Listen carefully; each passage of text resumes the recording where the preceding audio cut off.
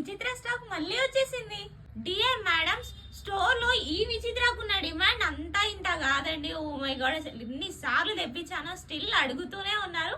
తెచ్చిన ప్రతిసారి కొత్త కలర్స్ వస్తూనే ఉన్నాయి. సో చూసారు కదా, ఈసారి అయితే రాణి పింక్ అండ్ పర్పుల్ లో వచ్చేసింది. రండి ఒకసారి క్లోజ్ లుక్ వేసేసుకుందాం.